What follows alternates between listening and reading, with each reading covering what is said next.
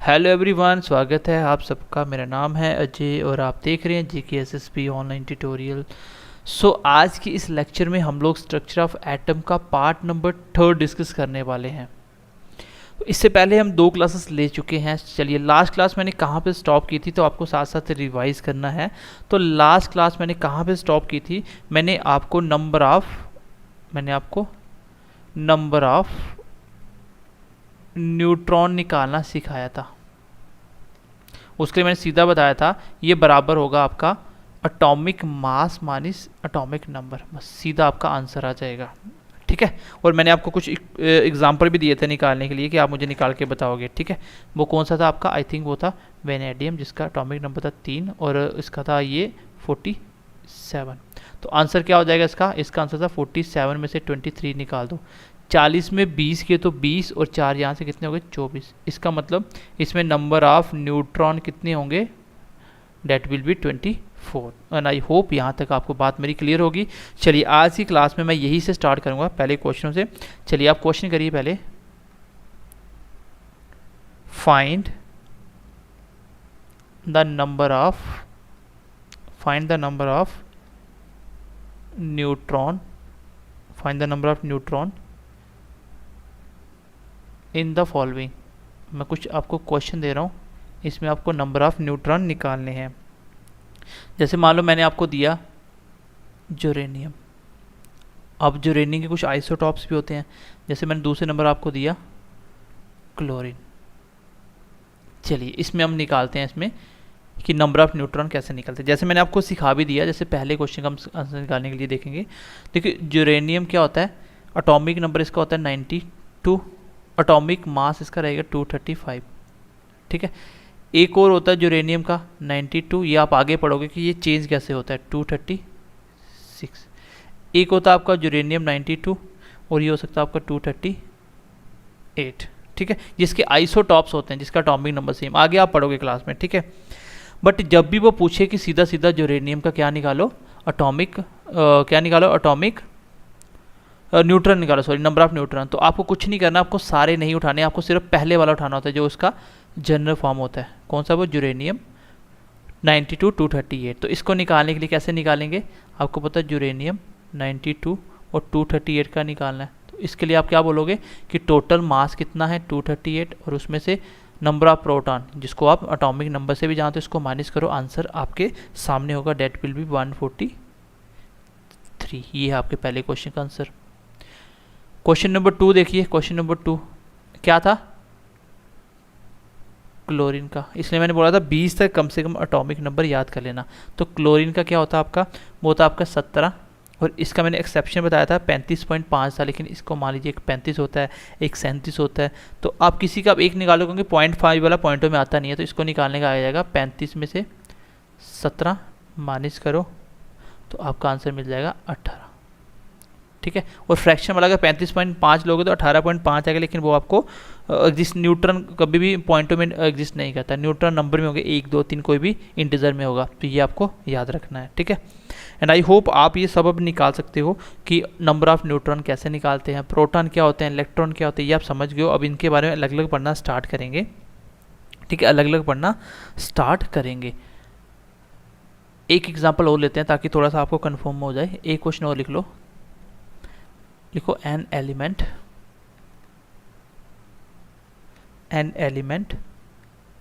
contain number of proton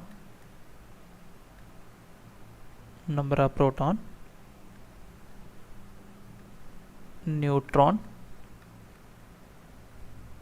and electron are 16 and 18 respectively का मतलब पहले प्रोटॉन, तो ये प्रोटॉन है, ये न्यूट्रॉन, फिर इलेक्ट्रॉन, ठीक है। इसमें आपको बताना है कि ये कौन सा एलिमेंट होगा। आपको बताइए वो कौन सा एलिमेंट होगा जिसके अंदर 16 प्रोटॉन हो और 16 ही न्यूट्रॉन हो और 18 इलेक्ट्रॉन हो। तो कैसे निकालना है? आपको इसकी जनरल फॉर्म पता होनी चाहिए, कैसे निकलता है।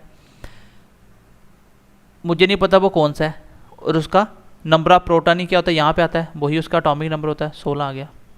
उसके बाद क्या आता है न्यूट्रॉन, मुझे नहीं पता कितने। चलिए इलेक्ट्रॉन क्या होते हैं आपके, इलेक्ट्रॉन कितने आपके, इलेक्ट्रॉन यहाँ पे इसमें चार्ज आएगा भी, ध्यान से देखने की कोशिश करना, इसको समझने की कोशिश करना। आपको पता है कि मैं एक बार ना इसकी जनरल फॉर्म लिखता हूँ ताकि आप थोड़ी सी बात को समझ पाओ।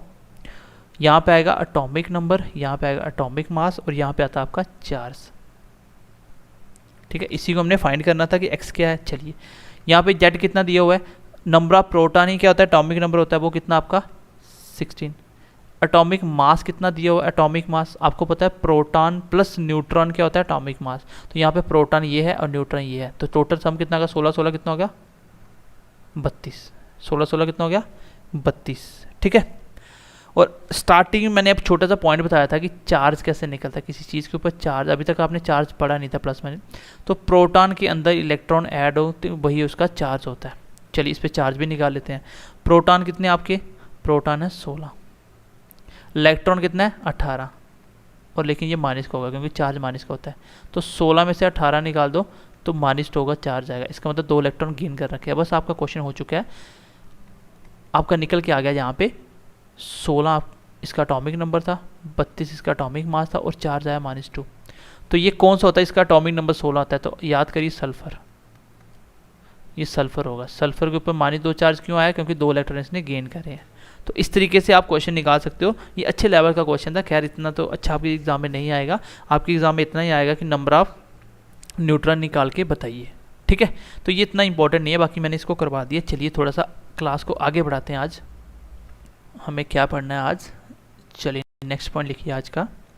सबसे पहले नोट में कुछ बातें लिख लीजिए, इसमें हम पढ़ेंगे रिलेशनशिप। और आज की क्लास को मैं कंक्लूड करूंगा, जो आपको बताऊंगा कि इंपॉर्टेंट क्या है, atomic mass and atomic number. Atomic मास और एटॉमिक नंबर में रिलेशन कैसा होता है। जैसे मान लो पहला ऑप्शन मैंने दे दिया कि एटॉमिक जो मास होता है उसको हम ए से रिप्रेजेंट करते हैं, ये ग्रेटर देन होगा जेड के। दूसरा ऑप्शन मैंने दिया ये लेस देन होगा जेड के। तीसरा ऑप्शन मैंने दिया ये ग्रेटर देन इक्वल जेड होगा, और फोर्थ ऑप्शन मैंने दिया लेस देन इक्वल होगा। तो आपने देखा कि एटॉमिक मास कभी ऐसा हुआ था कि छोटा आया था, तो वो तो बेशक डबल देन डबल में +1 होता है। एक बात तो क्लियर है कि एटॉमिक मास जो है वो ग्रेटर देन तो होता ही है, तो बच्चा इसको आंसर लगाएगा। लेकिन देखना ध्यान से, ये आंसर नहीं है, क्योंकि सोडियम तक आप, मैं एग्जांपल लेता हूँ, जैसे एग्जांपल लेता हूँ, मान लीजिए सोडियम था, ये 11 था, ये 23 था। तो इसमें एटॉमिक मास कितना आया था, एटॉमिक मास आया था आपका 12, सॉरी एटॉमिक मास बोल रहा हूँ, नंबर ऑफ न्यूट्रॉन कितने आए थे 12, और इसका एटॉमिक मास कितना 23। तो एटॉमिक मास क्या है, ग्रेटर देन है आपका एटॉमिक नंबर से। यहाँ तक तो मुझे क्लियर था कि बड़ा तो होता ही है। ठीक है, एक और एक्सेप्शनल केस था आपका हाइड्रोजन वाला, ये क्वेश्चन एग्जाम में भी पूछा जाता है कभी कभी। हाइड्रोजन का एक ही क्या होता है, एटॉमिक नंबर होता है, एटॉमिक मास भी एक होता है, क्योंकि इसके अलग अलग आइसोटोप्स होते हैं, ऊपर कभी 2 भी होगा, कभी 3 भी होगा। ठीक है, इस केस में क्या हो गया आपका, एटॉमिक नंबर इक्वल हो गया आपका एटॉमिक मास के, मतलब जेड इक्वल हो गया ए के। तो आपको पता चला कि एटॉमिक मास एटॉमिक नंबर का इक्वल भी होता है, इसका मतलब ग्रेटर भी होगा इक्वल, और ग्रेटर देन इक्वल कौन सा, ऑप्शन नंबर सी इस क्वेश्चन का आंसर आ जाएगा। और एटॉमिक मास, एक चीज़ याद रखना कि हाइड्रोजन ही एक ऐसा एलिमेंट है जिसका एटॉमिक मास एटॉमिक नंबर के बराबर है। हाइड्रोजन ही एक ऐसा नंबर है जिसका एटॉमिक मास एटॉमिक नंबर के बराबर है। ये एक ऐसा एलिमेंट है, ये आपको याद रखना है। ठीक है, तो ये हो गया, आपका पता चल गया। और दूसरी चीज़ जो एटॉमिक नंबर होती है वो ज़्यादा फंडामेंटल प्रॉपर्टी होती है, मतलब इसको ज़्यादा माना जाता है। Atomic number is more, atomic number is more fundamental property of, property इसको लिख लो, then atomic number, atomic mass. मतलब एटॉमिक मास से एटॉमिक नंबर ज़्यादा फंडामेंटल प्रॉपर्टी बोला जाता है। ये किसने बोला था, ये हमें बोला था, ये हमें बोला था सेड बाय मॉसले, ठीक है, हेनरी मॉसले ने बोला था, ये हेनरी मॉसले ने। अभी तक आपने कुछ भी नहीं पढ़ा आज की क्लास में नया। मैंने लास्ट क्लास में आपको एटॉमिक नंबर से एटॉमिक मास के बीच में बताया था न्यूट्रॉन कैसे निकलते हैं, किसको प्लस माइनस करना होता है। आपने वहाँ से देखा कि हर बार एटॉमिक मास ज़्यादा आ रहा था, या तो डबल होता है, डबल में +1 होता है, लेकिन हाइड्रोजन के केस में इक्वल भी होता है। तो ये रिलेशन ऐसा है, सीधा सीधा पता चल गया कि एटॉमिक मास ग्रेटर भी हो सकता है, इक्वल भी हो सकता है, ये बात। दूसरी बात बोली कि एटॉमिक नंबर ज़्यादा फंडामेंटल होता है, मतलब ज़्यादा इसको माना जाता है, इसके अकॉर्डिंग इसकी प्रॉपर्टी देखी जाती है। जो आपके जितने भी पीरियोडिक टेबल थे, एटॉमिक मास क्योंकि चेंज होता था, आपको पता है हाइड्रोजन का 1 भी होता है, 2 भी होता है, 3 भी होता है, मतलब एक ही एलिमेंट के 3-3 मास हैं, तो उसको थोड़ा सा प्लेस करना मुश्किल हो गया था। इसलिए जो फंडामेंटल प्रॉपर्टी वो कौन सी है, वो है आपकी एटॉमिक नंबर। कौन सी है वो? एटॉमिक नंबर, ठीक है। अभी जो हम टॉपिक करने जा रहे हैं वो है इलेक्ट्रॉनिक कॉन्फ़िगरेशन। जो बच्चों ने केमिस्ट्री नहीं पढ़ी उनके लिए बहुत डिफिकल्ट होता है, ठीक है, बट मैं आपको इसके इंपॉर्टेंट सारे ही पॉइंट बता दूंगा जो आपको पढ़ने हैं अभी, ठीक है। और अभी तक की क्लास का मैं कंक्लूड कर देता हूँ, कुछ है नहीं इसमें। एक तो ये पॉइंट है, दूसरा ये मैंने बता दिया, और कुछ मैंने आपको बताया नहीं। अभी तो मैंने कल वाली क्लास की एग्जाम्पल ली थी, कंक्लूड करने वाला कुछ है नहीं फिलहाल। चलिए थोड़ा सा आगे बढ़ते हैं गाइज। नेक्स्ट हम लोग लेते हैं अभी इलेक्ट्रॉनिक कॉन्फ़िगरेशन। चलिए हेडिंग दीजिए अभी, इलेक्ट्रॉनिक कॉन्फ़िगरेशन। इलेक्ट्रॉनिक कॉन्फ़िगरेशन ये जिसने केमिस्ट्री पढ़ी उनको भी, बच्चों को कम समझ आती है, ठीक है, अभी आपको समझ आएगी पूरी। इलेक्ट्रॉनिक कॉन्फ़िगरेशन क्या होता है? इलेक्ट्रॉनिक कॉन्फ़िगरेशन का मतलब क्या होता है? इलेक्ट्रॉनिक का मतलब इलेक्ट्रॉन, इसका मतलब इलेक्ट्रॉन, और कॉन्फ़िगरेशन का मतलब अरेंजमेंट करना। क्या करना? अरेंजमेंट। तो आप कंक्लूड में बना सकते हो इसका कि अरेंजमेंट ऑफ इलेक्ट्रॉन को ही क्या बोला जाता है? Electronic configuration. Arrangement of electron को क्या बोला जाता है? Electronic configuration. तो इलेक्ट्रॉनिक कॉन्फ़िगरेशन क्या? वैसे इलेक्ट्रॉनिक कॉन्फ़िगरेशन बच्चों के लिए बनाना बहुत मुश्किल होता है, लेकिन मैं इसको बहुत इजी तरीके से एक्सप्लेन करूंगा, सो एज आप लोग किसी भी नंबर की इलेक्ट्रॉनिक कॉन्फ़िगरेशन बना सकते हो। बस कंडीशन ये है कि आपको एटॉमिक नंबर 30 तक याद होने चाहिए, इससे ज़्यादा आपके एग्ज़ाम में आएगा भी नहीं, ठीक है। सबसे पहले मैंने बात की थी शेल की, आपने पढ़ा भी होगा के शेल, फिर मैंने बताया था एल, फिर बताया था एम, फिर एन। और आपको पता है कि कितने कितने शेल में कितने इलेक्ट्रॉन होते हैं, मैं बताया था नंबर ऑफ इलेक्ट्रॉन क्या होता है, 2n²। स्टार्टिंग की क्लास देखना, समझ आ जाएगी। अब ये थे आपका 2D फिगर। अगर इसके अंदर सब शेल की बात करें तो एस का पहले नंबर पे आता है ना के, तो के के अंदर एक ही शेल होगा, वो सब शेल कौन सा होगा? एस वाला, ठीक है। SP-DF क्या होता है? SP-DF ये क्या है? ये सब शेल है, ठीक है। 4 क्या होते हैं? सब शेल। के पहले नंबर पे आता है, इसके अंदर सब शेल कौन सा है? एस वाला। दूसरे नंबर पे आता है एल, ऐसे याद रखना, ये दूसरे नंबर पे आता है। किस नंबर? दूसरे नंबर पे। इसके अंदर 2 सब शेल होंगे, कौन कौन सा होगा? एक एस होगा 2s और एक होगा 2p, ठीक है। ये एम तीसरे नंबर पे आता है, इसके अंदर होगा 3s, 3p और 3d। एन चौथे नंबर पे आता है, इसके अंदर होगा 4, एक s होगा, एक p होगा, एक d होगा और एक f होगा। अब यहाँ से एक चीज़ को ध्यान से समझना, इसकी एनर्जी सबसे कम होती है क्योंकि इलेक्ट्रॉनिक कॉन्फ़िगरेशन लिखी जाती है उसके एनर्जी के अकॉर्डिंग। जिसकी एनर्जी बढ़ती चली जाएगी वो आगे चलता जाएगा, ठीक है। जितनी कम एनर्जी होगी वो पहले आएगा, ठीक है। बट यहाँ पे ये 4s की एनर्जी कम होती है एज़ कम्पेयर टू 3d से, इसलिए 4s पहले आता है, 3d बाद में आता है। ये आपको समझ आएगी अभी। देखिए इसको लिखते कैसे हैं। इलेक्ट्रॉनिक कॉन्फ़िगरेशन यहाँ से होता है, सबसे पहला इलेक्ट्रॉन अगर आएगा तो मैं 1s में फिल करूँगा। तो s में कितने इलेक्ट्रॉन आते हैं? s में 2 इलेक्ट्रॉन आते हैं, ठीक है। s में कितने आते हैं ये मैं आपको डाटा बना के ही बताता हूँ। चलिए मैं पहले इसको बताता हूँ, फिर इसको हम अरेंज करेंगे। आप लिख लो capacity of electron in SPDF। SPDF में कितने कितने इलेक्ट्रॉन की कैपेसिटी होती है। चलिए ये क्वेश्चन आ सकता है एग्जाम में। सबसे पहले हम बात करेंगे S की। S क्या है आपका? ये सब शेल है आपका। S के अंदर एक ही बॉक्स होता है और एक बॉक्स में कितने इलेक्ट्रॉन होते हैं? 2। एक का फेस ऊपर होता है, एक का फेस नीचे, ठीक है। ये अपोजिट स्पिन होते हैं ये दोनों, ठीक है। फिर बात करें P की, तो P के अंदर कितने आते हैं सब शेल? 2। इसके अंदर इलेक्ट्रॉन कितने आते हैं देखिए ध्यान से। P के अंदर इसके अंदर 3 बॉक्स होते हैं, आपको मैं बताता हूँ आपको याद कैसे करने हैं। ये मैं आपको ट्रिक बताता हूँ याद कैसे करना है। उसके बाद डी में आते हैं आपके पास कितने बॉक्स, 5। कितने बॉक्स, 5 बॉक्स होते हैं, ठीक है। और एफ के बाद एफ में कितने आते हैं, 7। तो आगे लिखते हैं ना, आगे जरूरत नहीं पड़ेगी आपको, इतनी जरूरत पड़ेगी। तो ईच बॉक्स में कितने इलेक्ट्रॉन होते हैं, ईच बॉक्स कंटेन 2 इलेक्ट्रॉन। कितने, 2 इलेक्ट्रॉन। और दोनों की पोजीशन कैसी होगी, अपोजिट होगी, अपोजिट स्पिन होंगे, एक का ऊपर होगा एक का नीचे होगा। अब मुझे बताइए एस के अंदर कितने इलेक्ट्रॉन आएंगे, लिख लो नंबर ऑफ इलेक्ट्रॉन। तो बताइए एस के अंदर कितने आएंगे, सर एक ही बॉक्स है, एक ही बॉक्स है तो 2 इलेक्ट्रॉन आएंगे। मैं बोलूँ बताइए पी के अंदर कितने आएंगे, सर पी के अंदर 3 बॉक्स हैं, सब में 2-2 इलेक्ट्रॉन हैं, सब में 2-2 इलेक्ट्रॉन हैं, तो कितने आएंगे सर, 6 आएंगे। सर डी के अंदर कितने आएंगे, 5 बॉक्स हैं, सबके अंदर 2-2, 10 आएंगे। सर एफ के अंदर कितने आएंगे, सर एफ के अंदर कितने आएंगे, तो एफ के अंदर कितने आते हैं आपके, 18 आते हैं, ठीक है। लिखने की जरूरत है नहीं आपको इसको, एफ के अंदर कितने आते हैं, ठीक। एफ के अंदर आएंगे 14, कितने आएंगे 14, क्योंकि 7 बॉक्स होंगे। देखिए याद करने का ट्रिक बता रहा हूँ।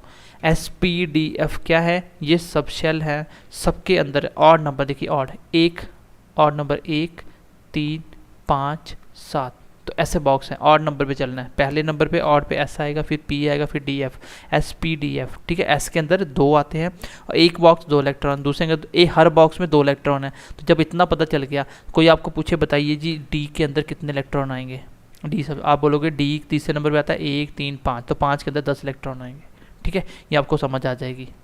क्या यहाँ तक मेरी बात पहुँच पाई आप तक, मैं क्या बताना चाह रहा हूँ।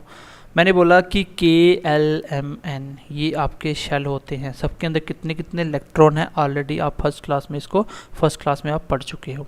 मैंने बोला S के KLM के अंदर सब शेल होते हैं और हर एक शेल में, सब शेल के अंदर कितने कितने इलेक्ट्रॉन होंगे ये हम पढ़ने की कोशिश कर रहे हैं। आपको पहले तो पता होना चाहिए SPDF 4 सब शेल होते हैं, कौन कौन से, SPD एंड F, ठीक है। और S के अंदर पहले नंबर ऐसा आ रहा है, फिर मैं P लिखा, फिर मैं D लिखा, फिर F लिखा, तो ऑड नंबर की सीरीज चलेगी। पहले के अंदर 1 बॉक्स, 2, 3 बॉक्स, 5 बॉक्स, 7 बॉक्स, इसके अंदर 7 बॉक्स होते हैं। लिखना तो लिख लो, वैसे इसकी ज़रूरत पड़ेगी नहीं आपको। इसके अंदर कितने बॉक्स होते हैं, 7। तो इलेक्ट्रॉन पूछो तो कितने हो गए, 14। तो कैसे निकालना, हर बॉक्स में 2 इलेक्ट्रॉन होते हैं। पहले एस में कितने आएंगे, टोटल 2 आएंगे। पूछा जा सकता है कि एस सब शेल में कितने इलेक्ट्रॉन मैक्सिमम हो सकते हैं, तो answer will be 2। Number of electron, maximum number of electron in P subshell, तो आंसर होगा 6। डी के अंदर 10 और एफ के अंदर 14। आई होप यहाँ तक आप मेरी बात को समझ पाए होंगे। चलिए आई होप आपको यहाँ तक मेरी बात समझ आई होगी। अब मैं आपको बताता हूँ इलेक्ट्रॉनिक कॉन्फ़िगरेशन लिखते कैसे हैं। अब ये आपको पता चल गया कि सब शेल के अंदर कैसे इलेक्ट्रॉन फिल करने हैं, कितने कितने आते हैं ये भी आपको समझ आ गई। अब देखिए इलेक्ट्रॉनिक कॉन्फ़िगरेशन कैसे लिखोगे। सबसे पहले आप लिखोगे S वाली 1s2 शेल कंप्लीट, फिर लिखोगे 2s2 2p6 शेल कंप्लीट हो गया, फिर 3s2 3p6 shell complete, 4s2 3d10 and 4p6, फिर आगे चलता जाएगा। आपको इससे ज़्यादा चलना ही नहीं है। ये वाली लाइन आपको याद करनी है, ये वाली लाइन आपको याद करनी पड़ेगी, क्योंकि इसी के बेस पे आप दुनिया की कोई भी इलेक्ट्रॉनिक कॉन्फ़िगरेशन लिख सकते हो। इलेक्ट्रॉन को अरेंज कैसे करते हैं, सबसे पहले ऐसा आता था, क्योंकि इसका जो सिनेरिटी ऑर्डर है वो किसके अकॉर्डिंग है। आपको कोई बोलेगा कि इलेक्ट्रॉनिक कॉन्फ़िगरेशन का जो सिनेरिटी ऑर्डर वो कैसा है, वो होता है इंक्रीजिंग ऑर्डर ऑफ एनर्जी। जैसे जैसे एनर्जी बढ़ती जाएगी इलेक्ट्रॉन आगे आपके लिखते चलते जाओगे, ठीक है। ये किसने बताया था, ये किसने बताया था, ये बताया था आपका अफबाउ प्रिंसिपल। किसके अकॉर्डिंग है ये, अफबाउ प्रिंसिपल के अकॉर्डिंग हम लोग ये इलेक्ट्रॉनिक कॉन्फ़िगरेशन लिखते हैं। कैसे कि उसका कैसा होना चाहिए, इंक्रीजिंग ऑर्डर होना चाहिए। इसका मतलब जो मैंने यहाँ पे लिखा है 1s की एनर्जी सबसे कम है, 2s की उसकी थोड़ी सी ज़्यादा है, 2p की उससे ज़्यादा है, 3s की। यहाँ पे आप देखिए उल्टा हो गया, 3d पहले आना चाहिए था 3 वाला, लेकिन पहले 4s आया फिर 3d वाला। यहाँ से देखिएगा इलेक्ट्रॉनिक कॉन्फ़िगरेशन में इस 3d से 4s की एनर्जी कम होती है, ठीक है। 4s की एनर्जी क्या होती है, less energy as compare to as compare to 3D, इसलिए वो पहले आया। ये किसके द्वारा बोला गया था? अफबाउ प्रिंसिपल के द्वारा ये बोला गया था। यही से इलेक्ट्रॉनिक कॉन्फ़िगरेशन निकलेगी। आपको पता चल गया के क्या होते हैं? शेल होते हैं। उसके अंदर सब शेल कौन से होते हैं? SPDF। SPDF, एस के अंदर 2, पी के अंदर 6 और डी के अंदर 10 और एफ के अंदर 14। एफ तक जाने नहीं पड़ेगा आपको। ये कैसे लिखी जाती है? क्वेश्चन एग्जाम में पूछा जाएगा। इलेक्ट्रॉनिक कॉन्फ़िगरेशन किस प्रकार अरेंज की गई? आपका आंसर होगा इंक्रीजिंग ऑर्डर ऑफ एनर्जी, जो हमें अफबाउ प्रिंसिपल ने बताया था। कैपेसिटी आपको पता चल गई। एक बॉक्स में 2 इलेक्ट्रॉन आ सकते हैं। दोनों इलेक्ट्रॉन की पोजीशन कैसी होगी? अपोजिट होगी, अपोजिट स्पिन होंगे। तो किसने बताया था? ये आप आगे पढ़ोगे। चलिए अब मैं एक इलेक्ट्रॉनिक कॉन्फ़िगरेशन लिख के बताता हूँ आपको, फिर आपको समझ आएगी। चलिए सबसे पहले इलेक्ट्रॉनिक कॉन्फ़िगरेशन लिखते हैं हम लोग। एग्जाम्पल लेता हूँ कैल्शियम की। एटॉमिक नंबर होता है इसका 20, ठीक है। एटॉमिक नंबर, ये इसमें नंबर ऑफ इलेक्ट्रॉन ही इतने ही होते हैं, क्योंकि ये न्यूट्रल की है, प्लस माइनस कुछ नहीं लिख रहा हूँ। तो इलेक्ट्रॉन भी जितने प्रोटॉन उतने ही इलेक्ट्रॉन, उतना ही एटॉमिक नंबर। इसकी इलेक्ट्रॉनिक कॉन्फ़िगरेशन कैसे लिखेंगे? देखिए स्टार्ट हो जाओ। 20 इलेक्ट्रॉन फिल करने हैं। सबसे पहले एस में 2 आ जाएंगे, 1s में 2। मैं साथ साथ बॉक्स भी बनाता हूँ, ये 2 आ गए। उसके बाद अगले शेल में जाओ, 2s2, इसमें 2 आ जाएंगे एक बॉक्स में। फिर 2p 6 इसमें आ जाएंगे, मतलब 3 बॉक्स इसके बनेंगे। कितने इलेक्ट्रॉन हो गए? 10 हो गए। चलिए आगे बढ़िए। 4s2 कितने हो गए? 12 हो गए। फिर 4s2 के बाद क्या था? सॉरी 3 वाला आना था ना, 3 वाला। चलिए यहाँ तक हो गया। फिर 3s में फिर से 2 आ गए। और 3p में कितने लिखे हैं बताइए? कितने हो गए? 6 लिख दे पूरे पूरे, हो गया 18, क्योंकि 3 डिब्बे होते हैं इसमें, 3 बॉक्स होते हैं। और आगे बच गया वो कहाँ जाएगा? वो 4s2 में चला जाएगा। 2 इलेक्ट्रॉन कहाँ चले जाएंगे? लास्ट वाले में। 2 कहाँ चले जाएंगे? लास्ट वाले में। तो इलेक्ट्रॉनिक कॉन्फ़िगरेशन क्या बनी आपकी? ये है आपका K शेल, ये है आपका L शेल, ये है आपका M, ये आपका M, फिर आपका आगे N शेल चल रहा था, ठीक है। तो लास्ट इलेक्ट्रॉन कहाँ गया? N में। यहाँ पे आप देखिएगा, एक चीज़ मैं आपको समझाता हूँ। 2 इसमें आए, 8 इसमें आए, फिर 8 M में आए आपके, और 2 चलेगी आगे। एक चीज़ यहाँ पे सोचने वाली है कि सर अगर एनर्जी के अकॉर्डिंग हम लिख रहे हैं तो हमें पता है कि K के अंदर कितने इलेक्ट्रॉन होते हैं? 2। N के अंदर कितने होते हैं आपके? N के अंदर कितने आते हैं? N के अंदर आते हैं आपके 8, ठीक है। और K L, फिर M के अंदर कितने आते हैं आपके? K हो गया, L हो गया। M के अंदर कितने आते हैं? आपने बोला 3n का स्क्वायर, 3 3 9 और 9 दूनी 18, क्योंकि कैसे निकलते हैं नंबर ऑफ इलेक्ट्रॉन शेल के अंदर? 2n square. तो तीसरे नंबर पे आता है n, कौन सा? K L M। M तीसरे नंबर पे आता है ना, ये M है आपका। तो M में आपने बोला सर M के अंदर कितने आने चाहिए? 2। M का तीसरा नंबर है, 3 का स्क्वायर 9 दूनी 18। तो 18 जब इसमें आते हैं, फिर मैं आगे वाले शेल के पास क्यों गया? मैं आगे वाले शेल के पास क्यों गया? तो उसी का आंसर अभी आपको मिलने वाला है कि सर हमें ये लिखना है एनर्जी के अकॉर्डिंग।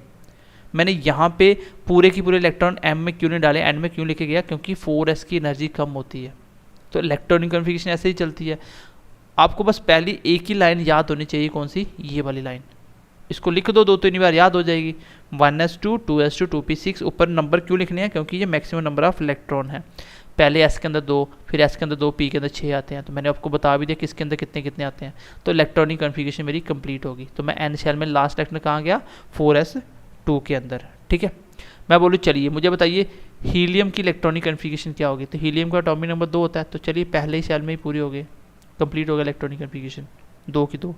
मैं बोलूँ चलिए मुझे बताइए नियॉन की क्या होती है? नियॉन क्या है? 10। ये एक नोबल गैस है, हीलियम एक नोबल गैस है। इनके शेल कंप्लीट होते हैं, आप ध्यान से देखना। पहले में 2 आगे, दूसरे सेल में 2s2, 2p6, तो हो गए पूरे 10। तो आगे जाना ही नहीं पड़ा, क्योंकि इसका सेल कंप्लीट होते हैं। ये स्टेबल कॉन्फ़िगरेशन होती है इसकी। जैसे हम बोलो बताइए आर्गन की, तो आर्गन का एटॉमिक नंबर 18। ये नोबल गैस होती हैं आपकी 18। इसका एटॉमिक नंबर 18 है, इलेक्ट्रॉन के वजह 1s2, 2s2, 2p6, 2 shell complete. फिर तीसरे में 3s2 और 3p6 कंप्लीट हो गया सेल, आगे जाना ही नहीं पड़ा। ना तो इस पे अंदर इलेक्ट्रॉन आने की अभी जगह है, ना ही ये किसी को इलेक्ट्रॉन डोनेट करते हैं, क्योंकि ये स्टेबल होते हैं। क्यों? क्योंकि ये आपकी क्या है? ये नोबल गैस है। क्या है ये? Noble gas. Total noble gas कितनी होती है? 6 होती है। मैं 6 के नाम बताता हूँ। चलिए 3 ये हो गए, 3 और लिख लीजिए। आगे लिखिए क्रिप्टॉन। इसका एटॉमिक नंबर होता है 36, कितना होता है 36, ठीक है 36, इसका सिंबल होता है KR। इसकी इलेक्ट्रॉनिक कन्फिग्रेशन लिखोगे तो पूरी स्टेबल हो जाएगी, बस लिखने की जरूरत है नहीं, आपको पहले 3 पता होनी चाहिए। फिर इसके बाद नोबल गैस आती है आपकी नेक्स्ट वाली जीनॉन, इसका एक्सी सिंबल है, इसकी एटॉमिक नंबर इसका 54। और लास्ट पे लिख लो, ये हो गया 1 2 3 4 5, और लास्ट पे लिख लो आपका रेडॉन, इसका एटॉमिक नंबर होता है आपका 86। ये 6 आपकी नोबल गैस हैं, इन सबके शेल कंप्लीट है, आउटर मोस्ट शेल में कोई भी एक्स्ट्रा इलेक्ट्रॉन नहीं होगा, शेल पूरा कंप्लीट हो जाएगा। और आपके एग्जाम में पूछा जाएगा सबसे स्टेबल इलेक्ट्रॉनिक कन्फिग्रेशन किसकी होती है, तो आपको आंसर देना है कि वो नोबल गैस की होती है, ठीक है। स्टेबल इलेक्ट्रॉनिक कॉन्फ़िगरेशन, ठीक है, लिख लेना कॉन्फ़िगरेशन।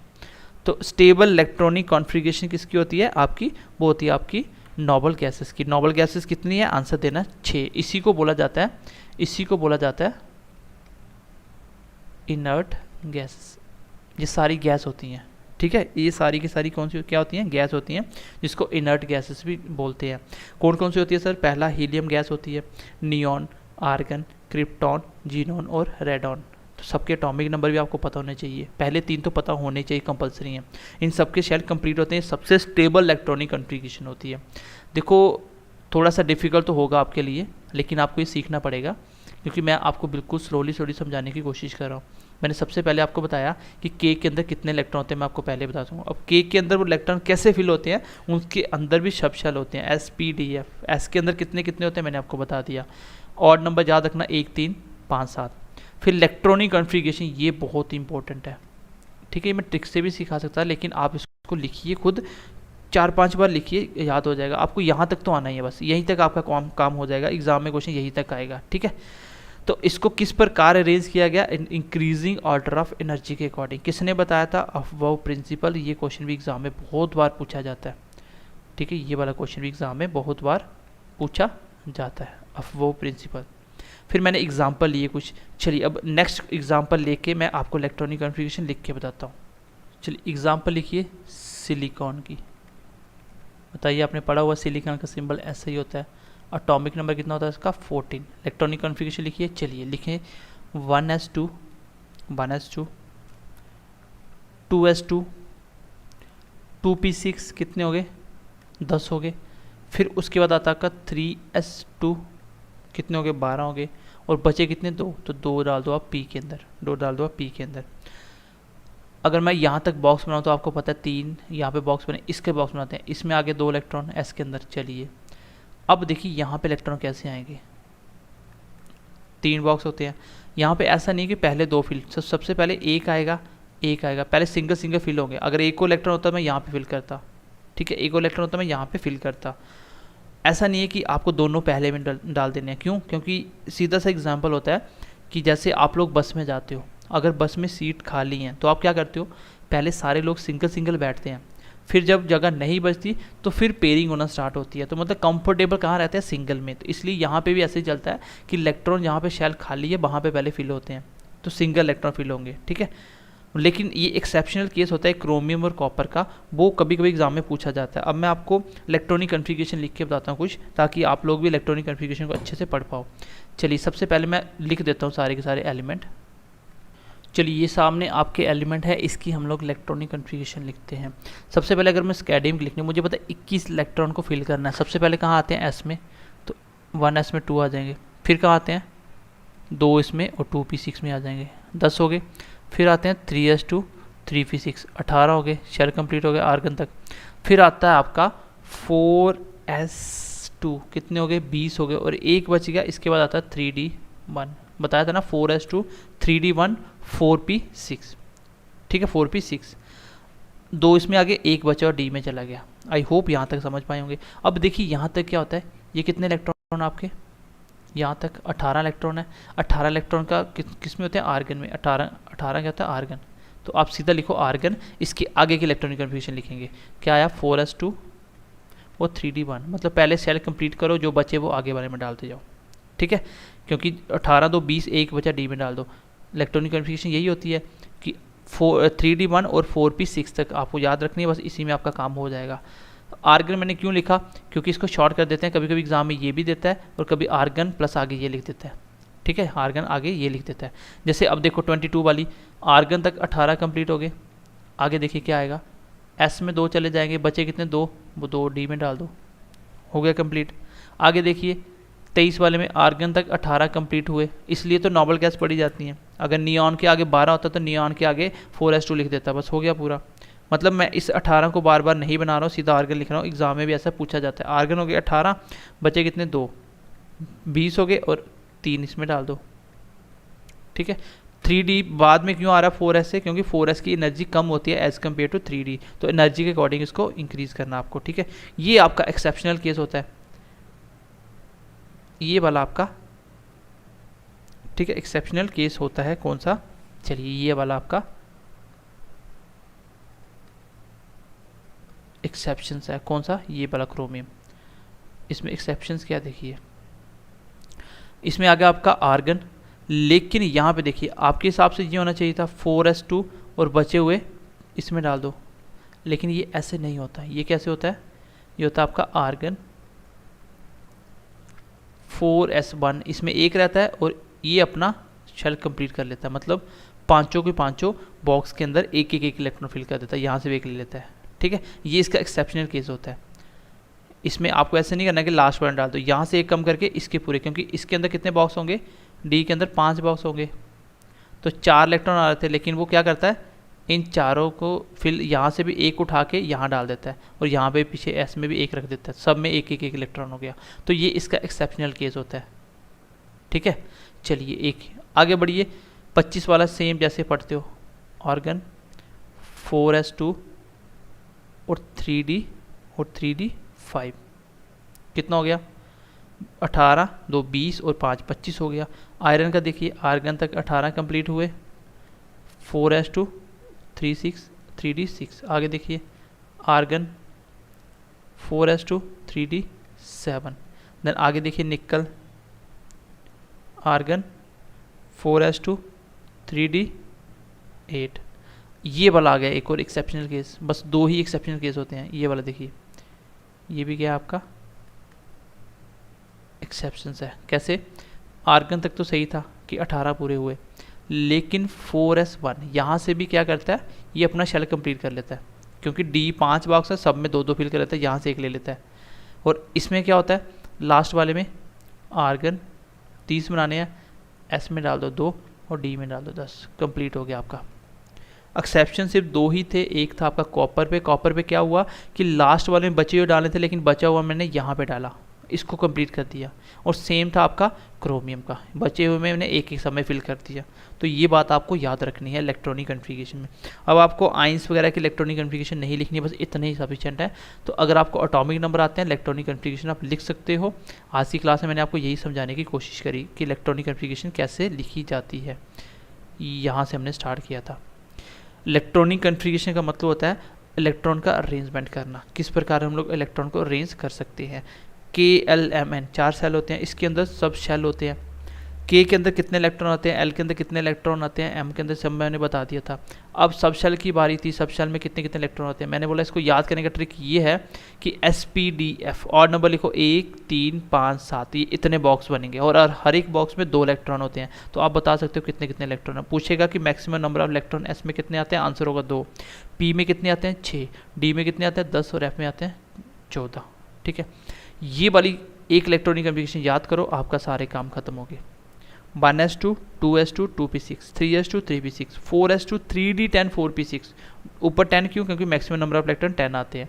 लेकिन देखो 4 पहले आया 3d बाद में आया, क्यों, क्योंकि इसकी एनर्जी कम होती है। इसको कैसे लिखा जाता है, इंक्रीजिंग ऑर्डर एनर्जी में। किसने दिया था ये, अफवाह प्रिंसिपल में ये बात हमें बताई थी। फिर मैंने आगे एग्जाम्पल लेना स्टार्ट करे और आपको बता दिया मैंने कैसे कैसे ये इलेक्ट्रॉनिक कन्फिगरेशनें बनती हैं। ये आप खुद बना सकते हो अभी, ठीक है।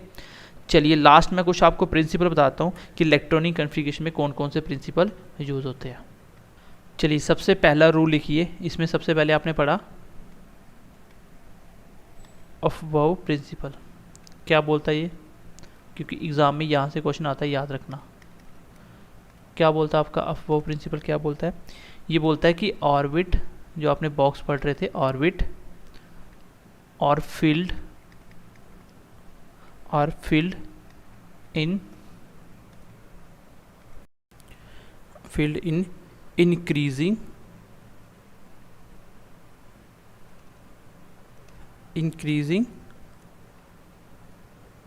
order of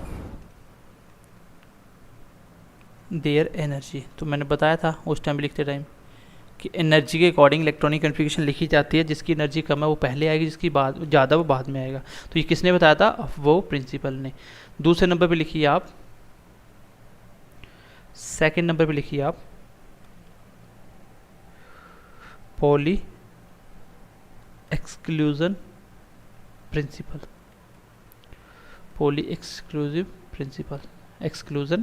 principal. चलिए इसके अकॉर्डिंग हमें क्या पता चला था इलेक्ट्रॉनिक कन्फिग्रेशन में? इसने क्या बताया था? अकॉर्डिंग टू दिस अगर बात करें तो इसने बोला था एन ऑर्बिट, जो आपका ऑर्बिट होगा जिसमें आप इलेक्ट्रॉन दो डाल रहे थे, an orbit accommodate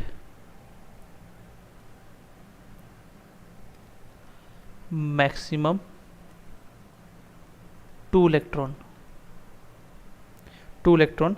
with opposite spin।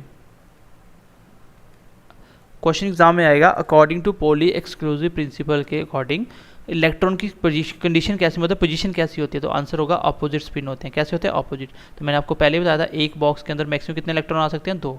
ये इसको ऑर्बिट बोलते हैं। एक ऑर्बिट में कितने आ सकते हैं? 2। ये ऑर्बिट बॉक्स को ऑर्बिट ही बोलते हैं। और दोनों की पोजीशन कैसी होती है? अपोजिट। अगर एक की ऊपर है दूसरे की नीचे होगी। ठीक है, चलिए आगे तीसरे नंबर पर इसका रूल आता है। जो तीसरे नंबर का रूल था वो था आपका, थर्ड नंबर पे लिखिए इलेक्ट्रॉनिक कन्फिग्रेशन के अंदर हर्ट्ज रूल। चलिए इसके अकॉर्डिंग क्या था? इसके अकॉर्डिंग क्या बोला था इसने बोला था फर्स्टली ऑर्बिट आर फील्ड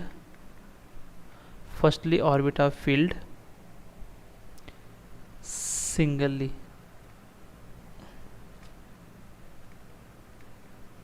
सबसे पहले जो सिंगल होंगे वो फील्ड होंगे, एंड आफ्टर दैट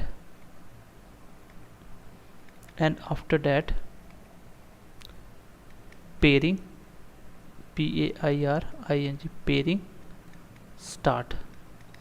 तो मैं इलेक्ट्रॉनिक कन्फिग्रेशन कैसे लिख रहा था? जैसे P के अंदर डालना है तो पहले एक डाल रहा था, और बाद में जब फिल होगा फिर पेयरिंग स्टार्ट करनी है। तो ये मैंने बताया था आपको, इलेक्ट्रॉनिक कन्फिग्रेशन ऐसे लिख रहे थे आप।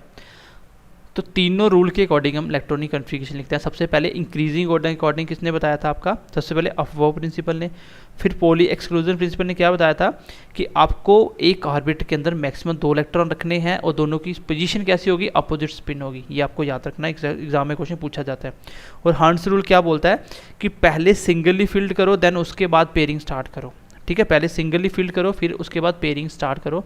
मैं एग्जाम्पल भी देता हूँ। फॉर एग्जाम्पल जैसे नाइट्रोजन 7 है, इसकी इलेक्ट्रॉनिक कन्फिग्रेशन की 1s2 2s2 2p कितनी 3,